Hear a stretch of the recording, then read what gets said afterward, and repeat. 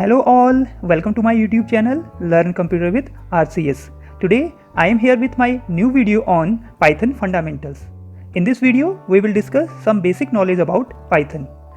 This tutorial helps those aspirants who want to learn basic fundas of Python.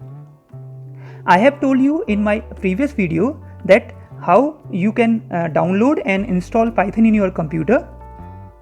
I hope you have already watched that video. If you didn't, kindly watch it first and do like, share and subscribe my channel. Let's begin with Python fundamentals. In Python fundamental, first of all, we will discuss what is a program. To do any task in computer, we have to give it some commands or instructions. Without any instruction, it can't work. Actually computer is a machine. Computer क्या है? एक machine है. तो उसको कोई भी work हमें अगर कंप्यूटर से करवाना है तो we have to give some commands to them. और हमें उसको क्या करना पड़ता है? कुछ इंस्ट्रक्शंस देने पड़ते हैं, कमांड्स देने पड़ते हैं. ठीक है. एंड यही कमांड्स उसे मदद करते हैं उसकी प्रोसेसिंग को कंप्लीट करने में. ठीक है. So what is a program? Program is a group of instructions और command that tells to the computer to do something. Okay, तो प्रोग्राम भी क्या है? वही इंस्ट्रक्शंस और कमांड्स हैं जो हम उस कंप्यूटर को प्रोवाइड कर रहे हैं. हम उन कमांड्स को क्या कर रहे हैं? ग्रुप में उसको प्रोवाइड कर रहे हैं. ठीक है. सिंगल कमांड्स में नहीं दे रहे हैं, बल्कि क्या कर रहे हैं? उनको एक ग्रुप में उनको हम टाइप कर ले रहे हैं. ठीक है. उन कमांड्स को और उसको प्रोवाइड कर रहे हैं, कंप्यूटर को प्रोवाइड कर रहे हैं. ठीक है. तो वही क्या कहलाएगा? आपका एक प्रोग्राम कहलाएगा. और उसका यूज़ क्या है? Program tells to the computer to do something. मतलब कुछ वर्क करने के लिए उसको क्या करता है? प्रोग्राम इंस्ट्रक्ट करता है सिंपली. ठीक है. For processing computer need instructions. अब प्रोसेस करने के लिए हमने पहले ही बात की है कि प्रोसेस करने के लिए कंप्यूटर को क्या चाहिए होते हैं? इंस्ट्रक्शंस की ज़रूरत पड़ती है. और वही instructions we will give it with the help of programs. Program की मदद से हम उसको क्या करते हैं?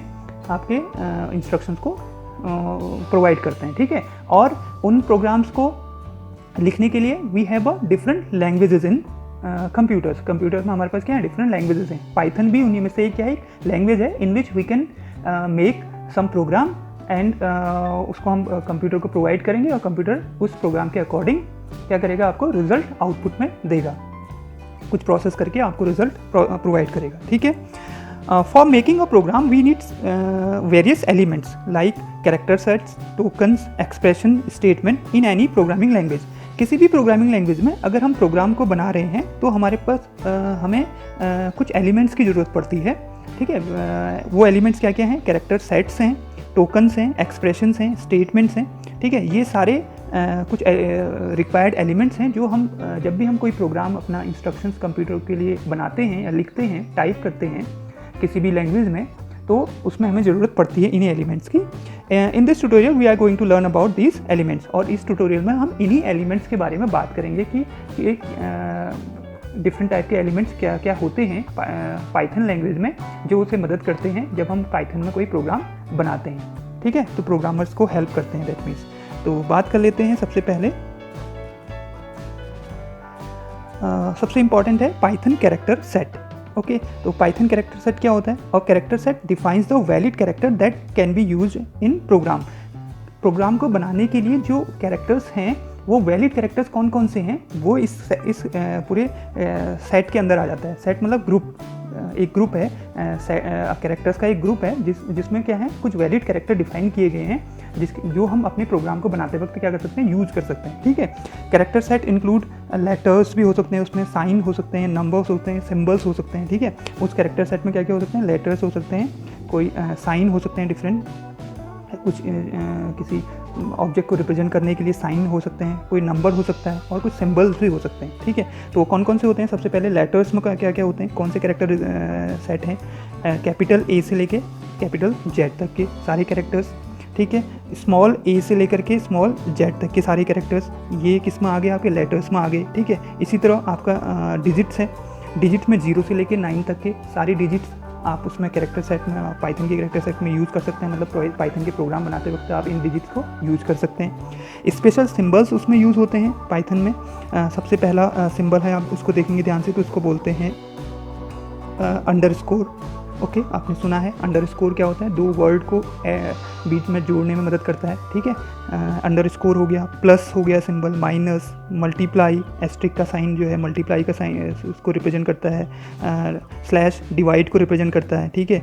और ये आपके स्मॉल ब्रैकेट्स हैं, इनको आपको पैरेंथेसिस बोलते हैं, ठीक है। और कर्ली ब्रेसेस हैं, कर्ली ब्रेसेस ये हैं, इनको ये मिडिल ब्रैकेट जिन्हें बोलते हैं आप, इनको यहाँ ब्रेसेस बोलते हैं in the term of language के टर्म में इनको ब्रेसेस बोला जाता है, ठीक है। इसी तरह आपके बिग ब्रैकेट्स भी होते हैं, ठीक है, जिनको ब्रैकेट्स ही बोला जाता है, ठीक। तो ये क्या है, स्पेशल सिंबल्स हैं। इसके अलावा भी कई सारे हैं, उनके बारे में हम धीरे धीरे जैसे हम प्रोग्रामिंग करते रहेंगे तो आपको यूज़ होते रहेंगे प्रोग्राम्स में, तो आपको उनके बारे में इंफॉर्मेशन भी you will get it.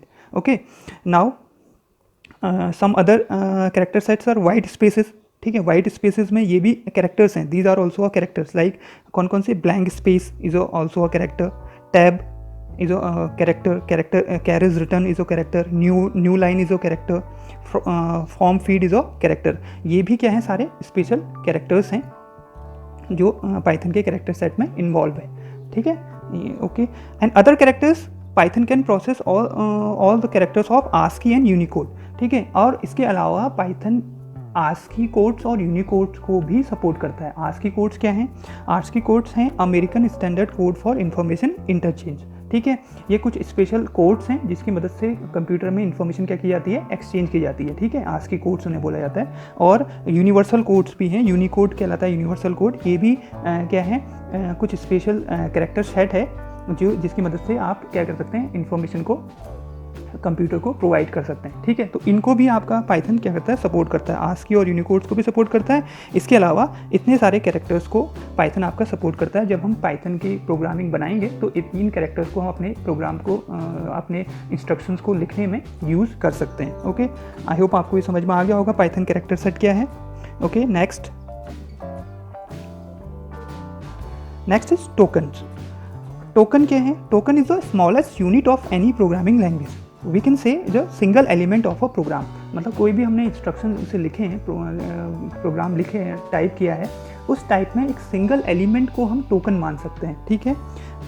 It is also known as lexical unit, इसको लेक्सिकल यूनिट भी कहा जाता है। ओके, और इसके डिफरेंट टाइप के टोकन्स हमारे प्रोग्राम में यूज़ होते हैं। नंबर 1 है कीवर्ड, दूसरा है identifiers, literals, operators and पंक्चुएटर्स।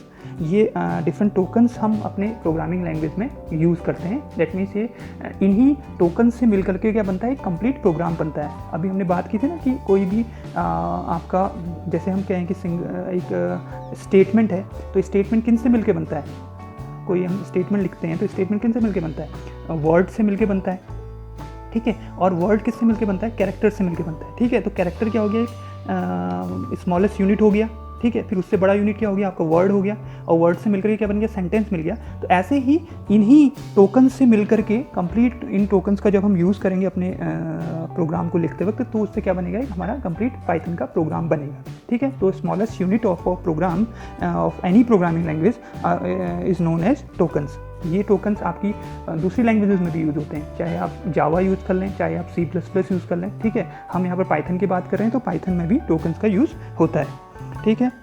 Next word लेते हैं आगे, keywords. Keywords are the reserve words in Python. मतलब कि अब हमने बात की थी कि हम क्या लिख रहे हैं, we are writing some instructions, और इंस्ट्रक्शंस जब लिखेंगे तो इंस्ट्रक्शंस को लिखने के लिए वी यूज सम स्टेटमेंट्स, और स्टेटमेंट किन से मिलके बने होते हैं, वर्ड से मिलके बने होते हैं। तो ये क्या है, कीवर्ड्स क्या हैं, रिजर्व वर्ड्स हैं, ठीक है, स्पेशल मीनिंग जिनका होता है। Keywords are those words which provide special meaning to interpreter. मतलब ये इंटरप्रेटर को कुछ स्पेशल मीनिंग प्रोवाइड करते हैं, ठीक है। इनका कुछ अलग स्पेशल मीनिंग होता है। इसको हम they are reserve for specific functioning. इनका ये परफॉर्म करते हैं, कोई स्पेसिफिक फंक्शन परफॉर्म करते हैं, उनके लिए क्या होते हैं, रिजर्व रहते हैं, ठीक है।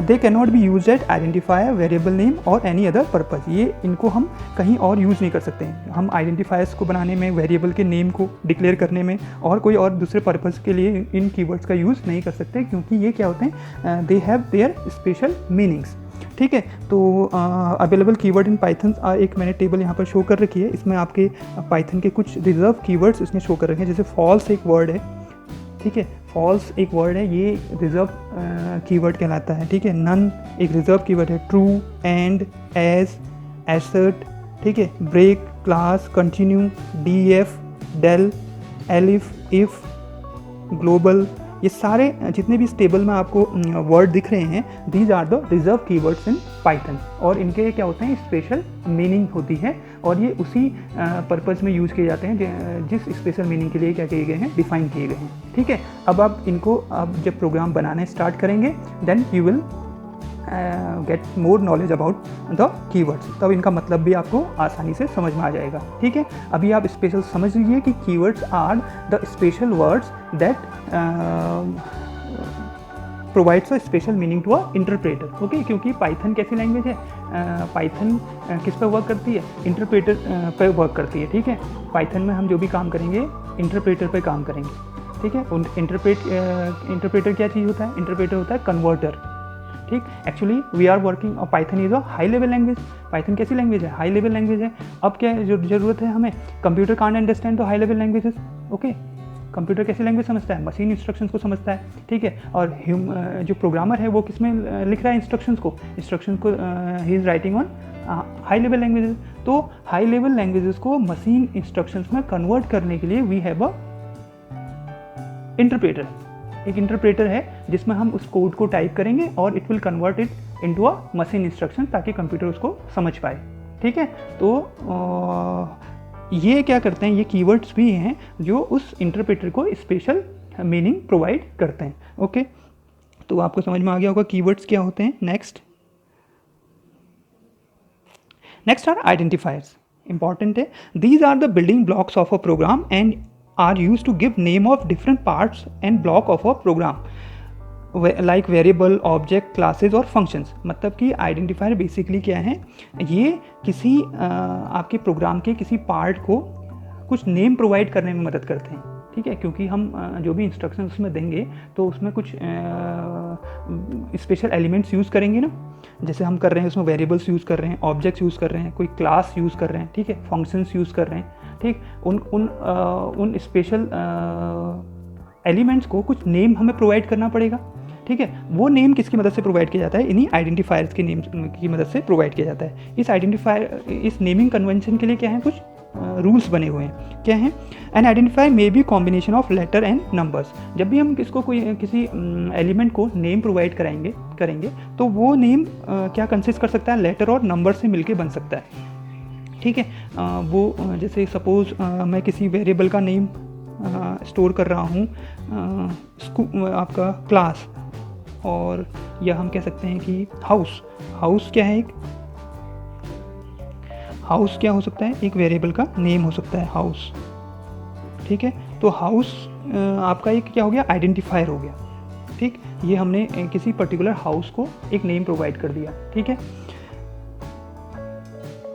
और ऐसी ऑब्जेक्ट को हम आपका वैल्यू कुछ प्रोवाइड कर सकते हैं, ऐसी क्लासेस को और फंक्शन को, ठीक है। तो इनका जो कॉम्बिनेशन होगा वो उसमें क्या क्या हो सकते हैं, इसमें तो सारे कैरेक्टर्स ही हैं अभी, ठीक है। इसमें आप डिजिट्स का भी यूज़ कर सकते हैं, नंबर्स का भी यूज़ कर सकते हैं। N identifier must begin with N alphabet and underscore. और कोई भी आइडेंटिफायर का जो नेम आप प्रोवाइड करेंगे वो किससे स्टार्ट होगा, वो या तो अल्फ़ाबेट से स्टार्ट होगा या अंडरस्कोर से स्टार्ट होगा, ठीक है। उसको आप डिजिट से स्टार्ट नहीं करेंगे, ठीक है। Subsequent letter may be numbers, मतलब उसके बाद के नंबर्स डिजिट हो सकते हैं, लेकिन वो स्टार्ट हमेशा किससे होगा, आपका जब भी कोई आइडेंटिफायर, कोई नाम आप किसी एलिमेंट को प्रोवाइड करेंगे, कोई नेम आप प्रोवाइड कर रहे हैं, वो नेम किससे स्टार्ट होगा, आपका अल्फ़ाबेट से स्टार्ट होगा या अंडरस्कोर से उसको स्टार्ट कर सकते हैं।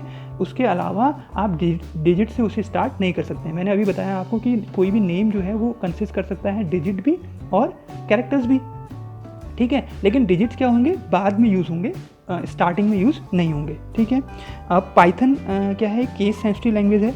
पाइथन इंपॉर्टेंट है। केस सेंसिटिव लैंग्वेज का मतलब क्या होता है कि ऐसी लैंग्वेज जिसमें अपर केस अल्फ़ाबेट्स और लोअर केस अल्फ़ाबेट्स का मीनिंग क्या हो जाता है, अलग अलग हो जाता है, ठीक है। अगर माना कहीं पर आपने कैपिटल पी यूज़ किया है और कहीं पर स्मॉल पी यूज़ किया है, तो दोनों का मीनिंग क्या हो जाएगा, इंटरप्रेटर क्या करेगा, डिफरेंट वे में लेगा उनको, ठीक है। तो दोनों का मीनिंग क्या हो जाएगा, अलग अलग हो जाएगा। तो इसलिए पाइथन में आप जो भी आप आइडेंटिफायर का नेम आप दे रहे हैं, तो अगर आप आइडेंटिफायर का नेम एक जगह आपने आइडेंटिफायर का नेम कैपिटल लेटर में लिख दिया, सपोज़ एक जगह आपने हाउस को इस ढंग से लिख दिया कैपिटल में, और एक दूसरी जगह आप यूज़ कर रहे हैं उसी वेरिएबल को, उसी आइडेंटिफायर को यूज़ कर रहे हैं और वहाँ आपने स्मॉल में लिख दिया उसको, स्मॉल में, तो इन दोनों का मीनिंग क्या हो जाएगा उसके लिए अलग अलग हो जाएगा, क्योंकि वो केस सेंसिटिव लैंग्वेज है। ठीक है, तो ये भी हमें ध्यान रखना पड़ता है टाइपिंग करते वक्त, प्रोग्राम को टाइप करते वक्त, कि आइडेंटिफायर का नेम जब हम दे रहे हैं तो वो हमने कौन से कैपिटल लेटर में दिया है, या जिस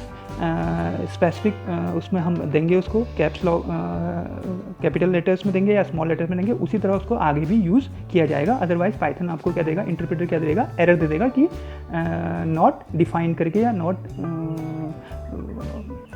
मतलब कि आपका एरर शो हो जाएगी इंटरप्रेटर के द्वारा। ठीक है, तो keyword can not be use as an identifier. एक और इम्पॉर्टेंट है कि कीवर्ड्स जो अभी मैंने बताया इससे पहले कि कुछ रिजर्व कीवर्ड्स हैं, ठीक है, उनका स्पेशल मीनिंग है, तो उनको हम आइडेंटिफायर की तरह यूज़ नहीं कर सकते हैं। आप बात समझ रहे होंगे कि मैंने क्या कहा, आइडेंटिफायर क्या होते हैं, आइडेंटिफायर किसी एलिमेंट को, किसी ब्लॉक को, प्रोग्राम के किसी ब्लॉक को कुछ नेम प्रोवाइड करने में मदद करते हैं। ठीक है, तो उस नेम को प्रोवाइड करने के लिए मैं किनका यूज़ नहीं करूँगा, रिजर्व कीवर्ड्स का यूज़ नहीं करूँगा।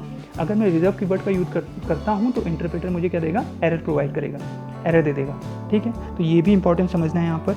Length of identifier is unlimited, मतलब आप किसी भी आइडेंटिफायर का जो नेम आप प्रोवाइड कर रहे हैं उसमें जो कैरेक्टर्स है या डिजिट्स आप यूज़ कर रहे हैं उनकी लेंथ कोई फिक्स नहीं है, वो अनलिमिटेड है, कितनी बड़ी आप लेंथ उसे दे सकते हैं। लेकिन आप ऐसा चूज़ करेंगे आइडेंटिफायर की, क्योंकि आपको टाइप करना होता है, जितना बड़ा आप आइडेंटिफायर का नाम चूज़ करेंगे तो उतना ज़्यादा आपको टाइप करना पड़ेगा, तो इसलिए हम ऐसा नेम प्रोवाइड करते हैं किसी भी ब्लॉक या क्लास के लिए, वेरिएबल के लिए, जो हम क्या हो टाइप करने में भी आसानी रहे और प्रोग्रामर को समझने में भी उसको आसानी रहे।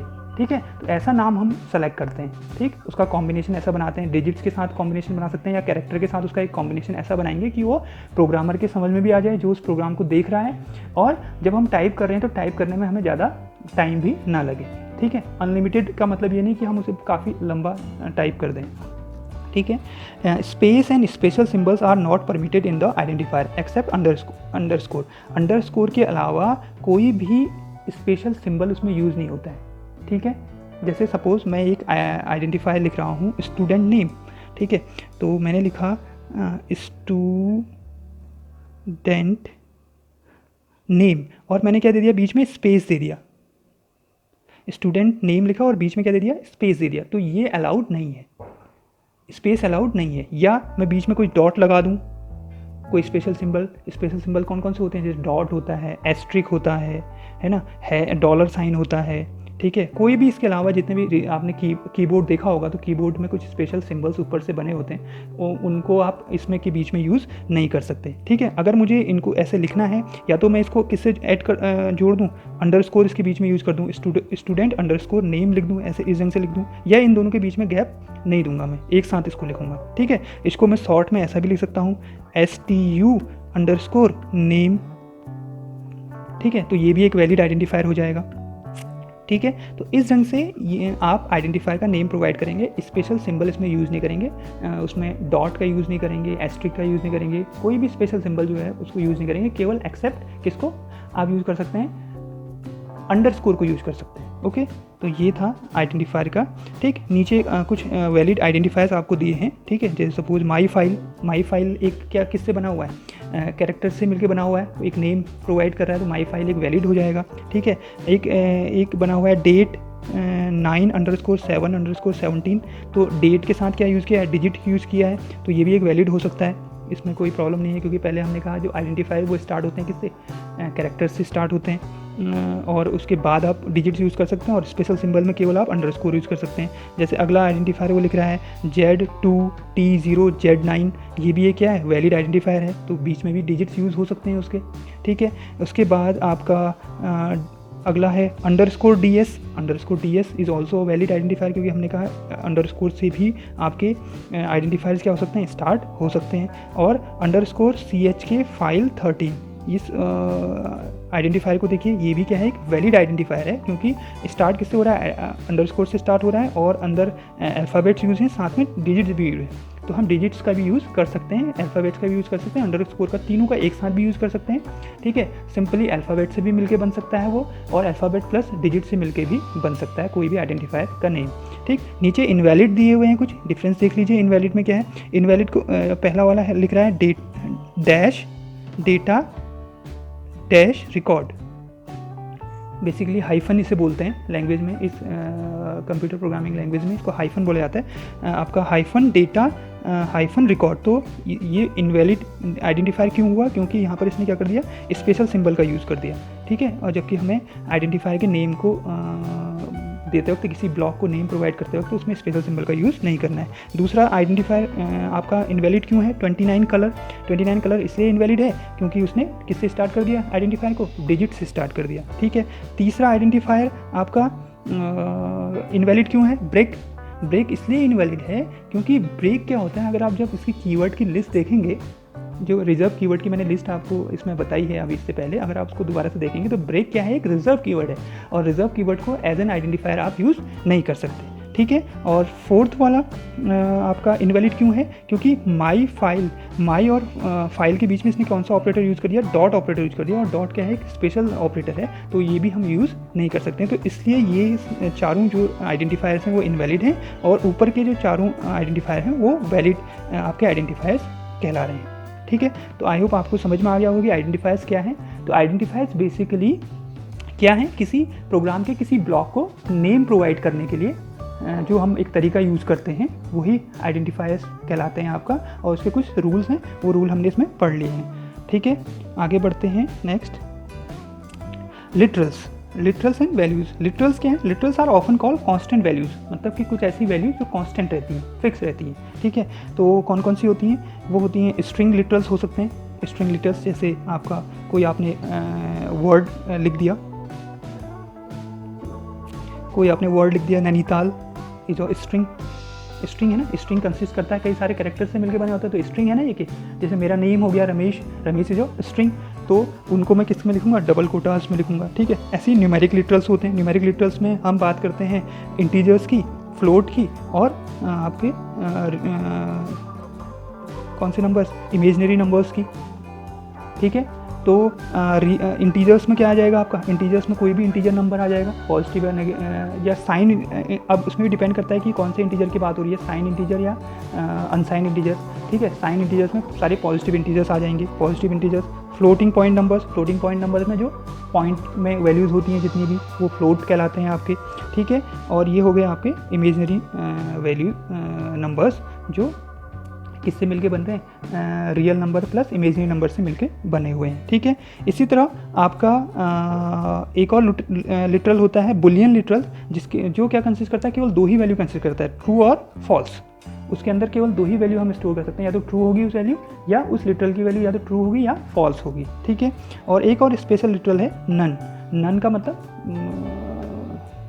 ज़ीरो, कुछ मतलब किसी को इंडिकेट नहीं कर रहा है। नन का मतलब नन से ही समझ में आ रहा है आपको, नथिंग।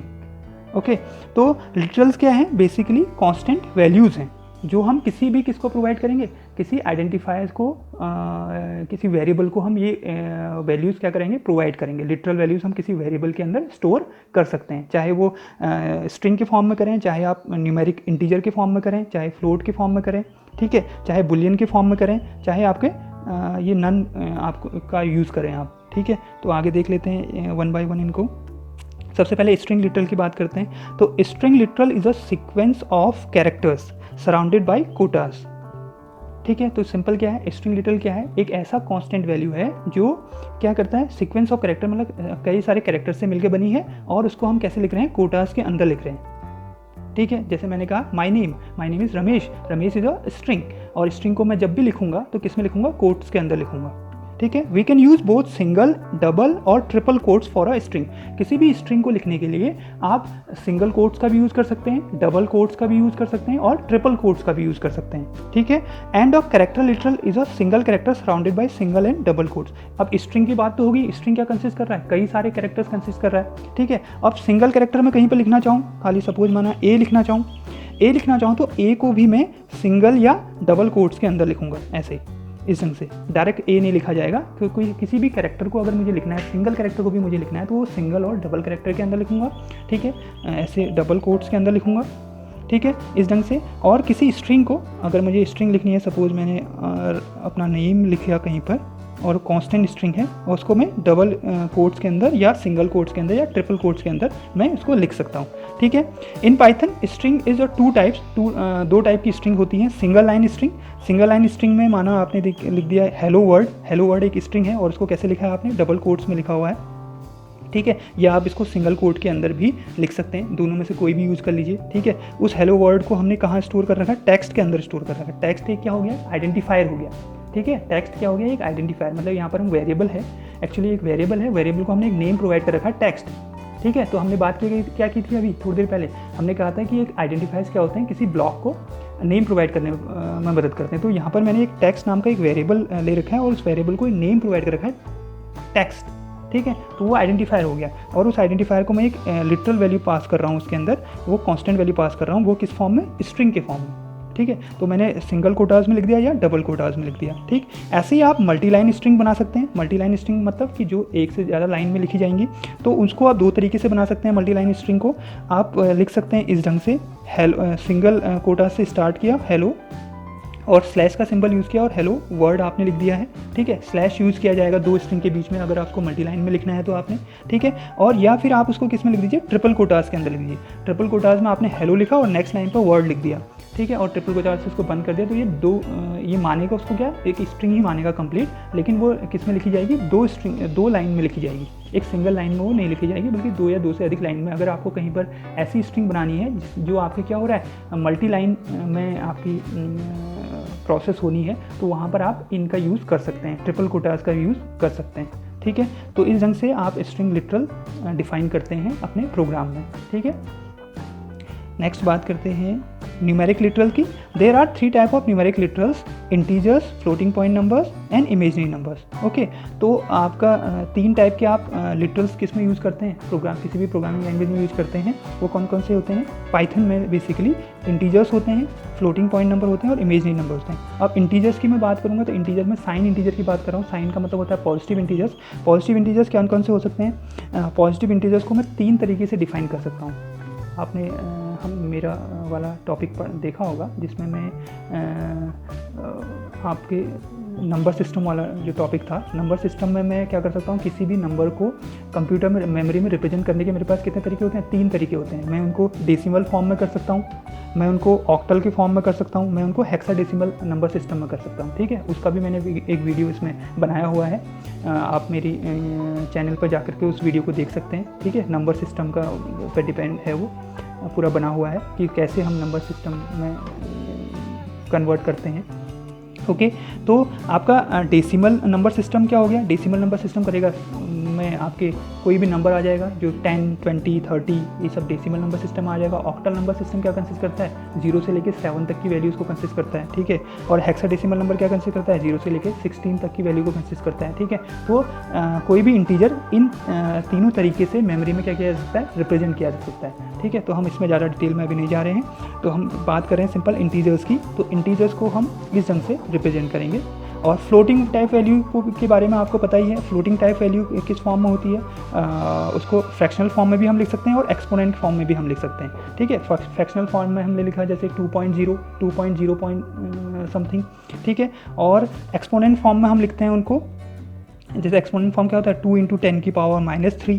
तो एक्सपोनेंट फॉर्म में लिखने का मतलब ई नोटेशन में उसको लिख देना। तो ई नोटेशन में हम किसी आपका फ्लोटिंग टाइप वैल्यू को जब रिप्रेजेंट करते हैं, एक्सपोनेंट रिप्रेजेंटेशन, तो वो कहलाता है आपका उसका एक्सपोनेंट फॉर्म, ठीक। तो इस ढंग से ये भी हम कर सकते हैं, आपका एक्सपोनेंट फॉर्म में भी उसे लिख सकते हैं। तो फ्लोटिंग पॉइंट वैल्यू को, फ्लोटिंग पॉइंट वैल्यू आपको समझ में आई ना, फ्लोटिंग पॉइंट वैल्यू कौन सी वैल्यू होगी, जो पॉइंट में आपका नंबर है, ठीक है, 10.25, 11.304, ठीक है। तो ये सब नंबर किस में आ गए, फ्लोट में आ गए। इनको हम 2 तरीके से रिप्रेजेंट कर सकते हैं, कह रहा फ्रैक्शनल फॉर्म में रिप्रेजेंट कर सकते हैं और एक्सपोनेंट फॉर्म में रिप्रेजेंट कर सकते हैं। और लास्ट है आपका न्यूमेरिकल लिटरल्स क्या होते हैं, एक कॉम्प्लेक्स नंबर भी होते हैं। कॉम्प्लेक्स नंबर बेसिकली क्या होते हैं, कॉम्प्लेक्स नंबर रियल नंबर और इमेजिनरी नंबर से मिलके बने होते हैं, ठीक है। तो ये भी आप न्यूमेरिकल लिटरल्स के फॉर्म में वैल्यूज़, कुछ कांस्टेंट वैल्यूज़ प्रोवाइड कर सकते हैं। ठीक है, तो आपको समझ में आया होगा। जैसे इंटीजर की बात करूँ तो मैंने एक वेरिएबल ले लिया, माना x कोई वेरिएबल ले लिया और x इक्वल टू 5 लिख दिया, तो इसका मतलब क्या हो गया, आपने x को क्या वैल्यू प्रोवाइड कर दी, कौन सी वैल्यू प्रोवाइड कर दी, एक इंटीजर वैल्यू प्रोवाइड कर दी। ठीक है, ऐसे ही आप x को आप प्रोवाइड कर सकते हैं 3.5।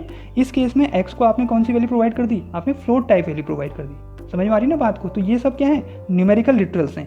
5 भी एक न्यूमेरिकल लिटरल्स है, 3.5 भी एक न्यूमेरिकल लिटरल है। ये कैसा लिटरल है, न्यूमेरिकल इंटीजर है, और ये फ्लोट है। ठीक है, ऐसे आप कॉम्प्लेक्स नंबर भी दे सकते हैं। ठीक है, आई बात समझ में। तो किसी वेरिएबल को हम इस ढंग से न्यूमेरिकल लिटरल्स की वैल्यू, कांस्टेंट वैल्यूज क्या कर सकते हैं, प्रोवाइड कर सकते हैं। जैसे हम स्ट्रिंग प्रोवाइड कर रहे थे। ठीक है, स्ट्रिंग जब हम प्रोवाइड कर रहे थे तो मैंने कहा कि मैंने एक वेरिएबल ले लिया, नेम इक्वल टू, मैंने इसके अंदर एक स्ट्रिंग डाल दी RAMESH, रमेश, अपना नाम डाल दिया। तो ये क्या हो गया, ये एक स्ट्रिंग लिटरल है, इससे पहले बात की थी मैंने। और ये क्या है, एक वेरिएबल है, और वेरिएबल को मैंने क्या प्रोवाइड कर रखा है, एक नेम प्रोवाइड कर रखा है। नेम में स्टूडेंट नेम या नेम मैं इसे बोल रहा हूँ अभी, तो ये आइडेंटिफायर है। ठीक है, इस आइडेंटिफायर को मैंने क्या प्रोवाइड कर दिया है, स्ट्रिंग, कांस्टेंट स्ट्रिंग प्रोवाइड कर दिया है, रमेश। ठीक है, तो मैं नेम जहाँ पर भी आप प्रिंट कराऊंगा तो वहाँ पर वो क्या प्रिंट कर देगा, रमेश प्रिंट कर देगा। अगर प्रिंट कराना चाहूँ मैं स्क्रीन पे, तो नेम को अगर मैं प्रिंट कराऊंगा तो रमेश प्रिंट कर देगा, क्योंकि उसने रमेश को होल्ड कर रखा है। ठीक है, इसी तरीके से जब न्यूमेरिकल लिटरल्स की बात हो रही है, तो न्यूमेरिकल लिटरल्स में भी मैंने कहा कि अगर कोई वेरिएबल है x और उसको मैंने 5 वैल्यू प्रोवाइड कर रखी है, तो अब मैं x को अगर प्रिंट कराऊंगा तो x क्या प्रिंट करेगा, 5 वैल्यू प्रिंट कर देगा। सिमिलरली x को अगर मैं कोई फ्लोट वैल्यू दे देता हूँ 3.5, तो इस केस में x को मैं प्रिंट कराऊंगा तो x क्या प्रिंट कर देगा, 3.5 प्रिंट कर देगा। ठीक है, इसको हम आगे अपने आने वाले वीडियोज़ में देखेंगे, जिसमें हम डेटा टाइप्स के बारे में पढ़ेंगे। ठीक है, उसके बाद आप डेटा टाइप समझ जाएंगे, तब आप ये आपको क्लियर और हो जाएगा। ठीक है, चलिए इसमें आगे बात करेंगे। यहाँ पर हम न्यूमेरिकल लिटरल्स की बात करते हैं केवल, कि न्यूमेरिकल लिटरल्स क्या होते हैं, कुछ ऐसे न्यूमेरिकल कांस्टेंट्स वैल्यूज़ होती हैं जो हम इंटीजर फॉर्म में, फ्लोट फॉर्म में और कॉम्प्लेक्स फॉर्म में डिफाइन कर सकते हैं। नेक्स्ट है बुलियन लिटरल्स। बुलियन लिटरल्स की बात की थी मैंने कि it contains either only 2 values, true और फॉल्स। मतलब कि इसकी क्या होगी, ये इसके 2 ही वैल्यू होंगे। जैसे आपका इंटीजर्स हैं, इंटीजर्स तो कई सारे हैं। ठीक है, फ्लोटिंग पॉइंट वैल्यूज़ भी कई सारी हैं, लेकिन ये वैल्यूज़ क्या होंगी, बुलियन लिटरल्स क्या होंगे, केवल या तो ट्रू होंगी या फॉल्स होंगी। जैसे मैंने कोई वेरिएबल ले लिया ए को मैं या तो ट्रू वैल्यू डाल दे सकता हूँ, या अगर या उसको एक फॉल्स वैल्यू में प्रोवाइड कर सकता हूँ। ठीक है, तो इस ढंग से ये कहलाते हैं केवल बुलियन लिटरल्स। बुलियन लिटरल्स की केवल 2 ही वैल्यू होती हैं, ट्रू और फॉल्स। और एक स्पेशल लिटरल है नन की बात जो मैंने की थी। नन क्या है, नन का मतलब नथिंग, कोई वैल्यू नहीं। x इक्वल टू नन लिखने का मतलब हो गया कि x के अंदर कोई वैल्यू मैंने नहीं स्टोर की है, तो x किसी को पॉइंट नहीं कर रहा है इस केस में। ठीक है, तो ये और डिटेल में हम आगे डेटा टाइप और वेरिएबल वाले चैप्टर में पढ़ लेंगे। ठीक है, जो उसके लिए हम वीडियो बनाएंगे, उस वीडियो में और देख लेंगे इसको। तो ये हैं बुलियन लिटरल्स और स्पेशल लिटरल्स। ठीक, आगे बात करते हैं नेक्स्ट। अब बात आती है ऑपरेटर्स की। Operator is a symbol that is used to perform some action when it is used with the operand. Okay, किसी ऑपरेंड के साथ कोई एक स्पेशल सिंबल जब यूज़ करते हैं और वो क्या करता है, कोई ऑपरेशन परफॉर्म, कोई एक्शन परफॉर्म करता है, तो उसको ऑपरेटर बोलते हैं। ठीक है, सिंपली हमें क्या चाहिए होते हैं, ऑपरेंड्स इसके लिए चाहिए होते हैं। किसी ऑपरेशन को परफॉर्म करने के लिए हमें किस चीज़ की ज़रूरत पड़ती है, कोई भी ऑपरेशन परफॉर्म करना होता है तो हमें ऑपरेंड्स और ऑपरेटर दोनों की ज़रूरत पड़ती है, तभी वो ऑपरेशन क्या हो पाएगा, परफॉर्म हो पाएगा, तभी वो टास्क क्या हो पाएगा, परफॉर्म हो पाएगा।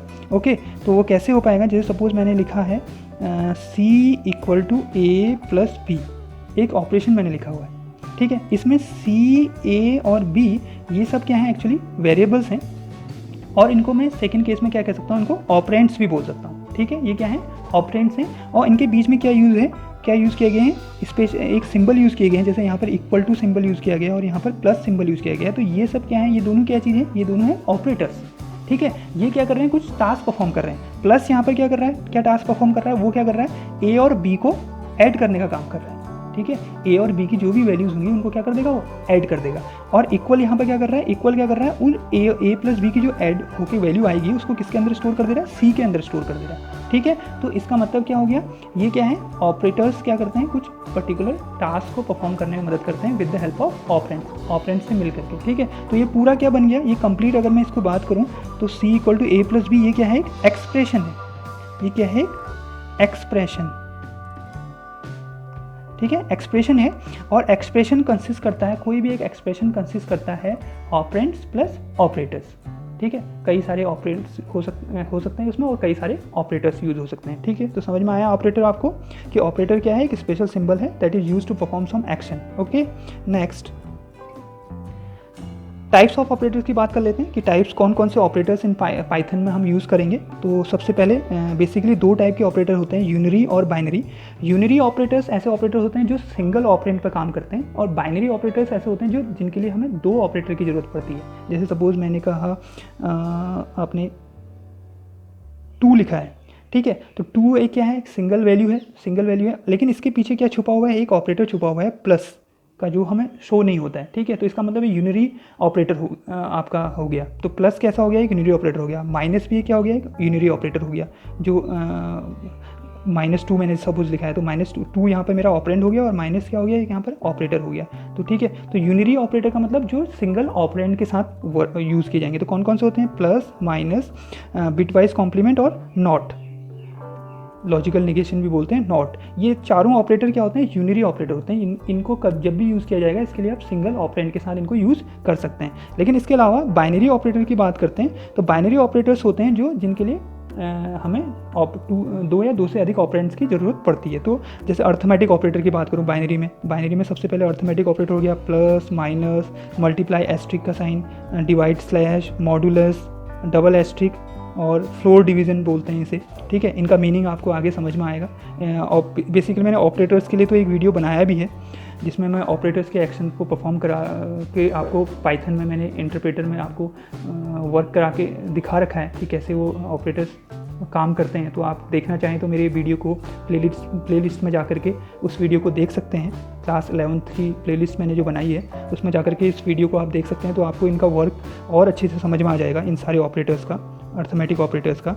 इसके अलावा रिलेशनल ऑपरेटर होते हैं, जैसे हम कहें कि ए लेस देन बी, तो इसके बीच में अगर कहीं पर कंपैरिजन करना है, तो कंपैरिजन करने के लिए आपके रिलेशनल ऑपरेटर यूज़ किए जाते हैं, greater than, less than, greater than equal to, ठीक है, less than equal to, okay. और इसके अलावा इक्वल टू ऑपरेटर भी होता है, इसका यूज़ भी हम आगे देखेंगे। नॉट इक्वल टू भी एक ऑपरेटर होता है, ठीक है, नॉट इक्वल टू, ठीक। ये सब हैं आपके क्या कौन से ऑपरेटर, रिलेशनल ऑपरेटर होते हैं। इसी तरह लॉजिकल ऑपरेटर भी होते हैं। एक लॉजिक, वैसे तो लॉजिकल ऑपरेटर 3 होते हैं, कौन कौन से, नॉट, एंड और, ठीक है। अब इसमें नॉट जो है वो कैसा है, unary operator, not is a unary operator, and और इज अ बाइनरी ऑपरेटर्स। ये क्या होते हैं, बाइनरी ऑपरेटर्स होते हैं। बाइनरी ऑपरेटर्स में मैंने क्या बताया आपको, बाइनरी ऑपरेटर्स होते हैं जिनमें 2 ऑपरेंड की ज़रूरत पड़ती है, और यूनरी ऑपरेटर होते हैं जिनमें 1 ऑपरेंड की ज़रूरत पड़ती है। तो लॉजिकल ऑपरेटर्स में एंड और हो गया। ऐसी असाइनमेंट ऑपरेटर अभी हमने बात की थी, असाइनमेंट ऑपरेटर में हमने इक्वल की बात की थी, x = 5, तो ये क्या कर रहा है, असाइन कर रहा है किसी को वैल्यू, ठीक है। तो ऐसे ही कई सारे असाइनमेंट हैं, slash equal to, plus equal to, minus equal to, ये सब क्या है, असाइनमेंट है। एस्ट्रिक इक्वल टू, ये सब एक साथ यूज़ किए जा रहे हैं आपके। मॉडुलस इक्वल टू, ठीक है, डबल एस्ट्रिक इक्वल टू, और floor double slash equal to, ये सब क्या हैं आपके कौन से ऑपरेटर हैं, असाइनमेंट ऑपरेटर हैं, ठीक है। तो सिंपल एक एग्जांपल अगर मैं बताऊं कि प्लस इक्वल टू का यूज़ कैसे करूंगा, तो इसका मीनिंग क्या बनता है। मैंने सपोज ये लिखा x प्लस इक्वल टू 2, अगर मैंने कहीं पर ये लिखा हुआ है कि एक्सप्रेशन लिखा हुआ है x प्लस इक्वल टू 2, यहाँ पर मैं यूज़ कर रहा हूँ कौन सा ऑपरेटर, बीच में असाइनमेंट ऑपरेटर यूज़ कर रहा हूँ। तो अगर मैं इसको यूज़ करता हूँ तो इसका मीनिंग क्या निकलता है, इसका मीनिंग अगर मैं बात करूँ तो इसका मीनिंग ये हुआ x = x प्लस 2, इसका मतलब ये हो गया। इसको मैं शॉर्ट फॉर्म में ऐसा लिख दे रहा हूँ, ठीक है। और इसी की जगह पर अगर मैं एस्ट्रिक इक्वल टू लिख दूंगा तो इसका मतलब हो जाएगा x = x asterisk 2, x asterisk का मतलब मल्टीप्लाई, ठीक है। इसी की जगह पे अगर मैं क्या यूज़ कर दूँ, डिवाइड यूज़ कर दूँ, स्लैश यूज़ कर दूँ, तो इसका मतलब हो जाएगा x / 2, x = x / 2, ठीक है। और ये डबल एस्ट्रिक का मतलब होता है, डबल एस्ट्रिक का मतलब मैंने आपको बता रखा है, ये पावर कैलकुलेट करने में मदद करता है। और ये डबल स्लैश का मतलब होता है ये फ्लोर डिवीज़न करने में मदद करता है, ठीक है। सपोज मैं 5/2 लिख रहा हूँ, कहीं पर रिजल्ट मैं इसका देखना चाह रहा हूँ, तो इसका रिजल्ट भी हमें देता है पाइथन में, ये मिलता है हमें 2.5, मतलब ये डेसिमल वैल्यू मिलती है, ठीक है। अगर मैं 5/2 करूँ, /2 करूँ तो 2.5 मिलेगी। और लेकिन मुझे वैल्यू किस में चाहिए, इंटीजर में चाहिए, तो मैं इसकी जगह पे यूज़ कर सकता हूँ 5/2, 5/2 अगर मैं यूज़ करूँगा, इसको बोलते हैं फ्लोर डिवीज़न, तो ये आंसर आपको इंटीजर में देगा, 2 इसका आंसर मिलेगा आपको रिजल्ट जब आप प्रिंट कराएंगे। तो ठीक है, इन सब का यूज़ देखने के लिए आप मेरा उस वीडियो को ज़रूर देख लें।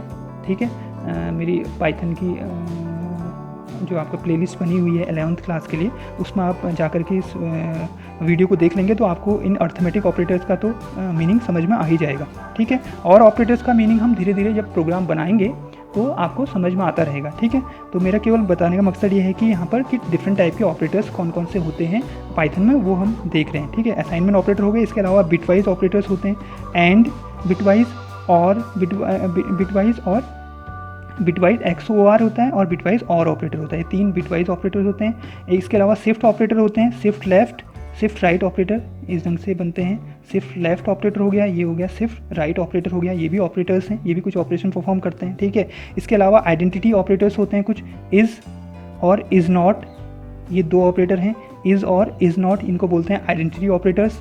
ठीक है, इसके अलावा मेंबरशिप ऑपरेटर होते हैं, इन और नॉट इन, इनका यूज़ भी आगे समझ में आपको आएगा। तो बेसिकली आप समझ लीजिए कि ये इन कहीं पे यूज़ हो रहा होगा और नॉट इन कहीं पे यूज़ हो रहा होगा, तो इसका मतलब कैसे कौन सी कैटेगरी में आए ऑपरेटर की, मेंबरशिप ऑपरेटर्स की कैटेगरी में आए। ठीक है, तो आपको समझ में आ गया कि ऑपरेटर्स कौन कौन से होते हैं, यूनिरी ऑपरेटर कौन से होते हैं और बाइनरी ऑपरेटर्स कौन से होते हैं। ठीक है, टाइप्स ऑफ ऑपरेटर हमने समझ लिया, आगे बढ़ लेते हैं नेक्स्ट। ओके, पंक्चुएटर्स।